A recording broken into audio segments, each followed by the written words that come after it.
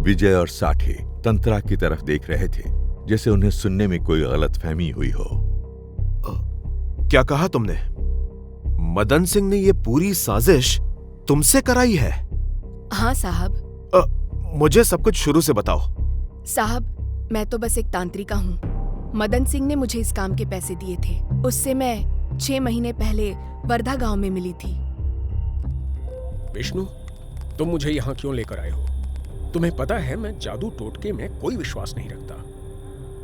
भैया, अगर आपको वो जमीन चाहिए तो एक बार इस तांत्रिका से मिल लीजिए। ये ऐसे सभी मसलों का समाधान कर देती हैं।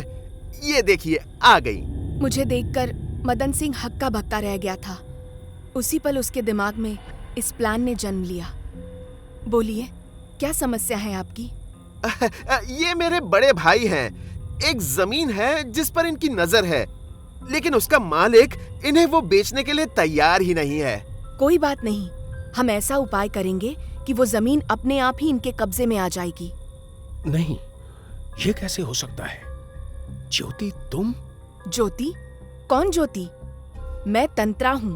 ओह अच्छा, तो आप ज्योति नहीं हैं। वाह हरी किस्मत। मुझे आपसे एक अलग तरीके की मदद चाहिए। पैसों के बारे में सोचकर मुझे लालच आ गया और मैंने उसका प्रस्ताव सुना। काम बहुत सरल था। मदन सिंह के मुताबिक मेरी शक्ल किसी ज्योति नाम की औरत से थोड़ी मिलती थी। ज्योति तब तक मर चुकी थी और मुझे ज्योति बनकर कुछ लोगों को डराना था, जिससे कि वो मदन सिंह की बातें मान जाए। ओह, तो उस रात तुम ही थी जो उस रात हरीलाल के खेत में उस खून के बारे में बताने आई थी? हाँ, वो मैं ही थी। उस रात मैंने और मदन सिंह ने मिलकर हरीलाल को डराने का प्लान बनाया था। सब कुछ प्लान के मुताबिक ही हुआ। जब हरीलाल मुझसे बात कर रहा था, तब मदन सिंह ने धीरे से आकर उसके पानी के घड़े में नींद की दवा मिला दी। पूरी रात वो घोड़े बेचकर सोता रहा।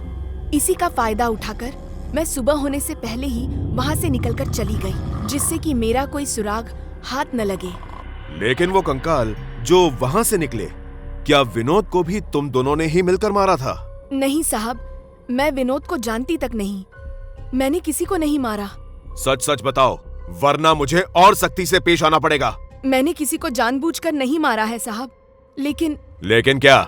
हरीलाल से पहले एक और आदमी था जिसे हमने ऐसे ही डराया था। मदन सिंह, तू यहाँ क्यों आया? हट जा मेरी नजरों के सामने से। देखो कीरत, जैसा तुम सोच रहे हो वैसा कुछ नहीं है। तुम मुझे गलत समझ रहे हो दोस्त। तू दोस्त कहलाने के भी लायक नहीं है मदन।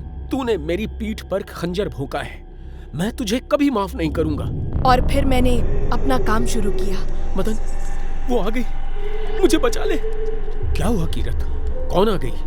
देख, वही औरत जो उस रात मुझे मिली थी, वो मेरा पीछा नहीं छोड़ रही। मुझे बचा ले मदन। कौन सी औरत? मुझे तो यहाँ कोई नहीं दिख रहा है। मुझे छोड़ दो, मुझसे गलती हो गई। उस रात मैं नशे में था, वरना मैं तुम्हारी मदद जरूर करता। तू जिम्मेदार है मेरी मौत का। तुझे मैं कैसे छोड़ दूं? हाँ?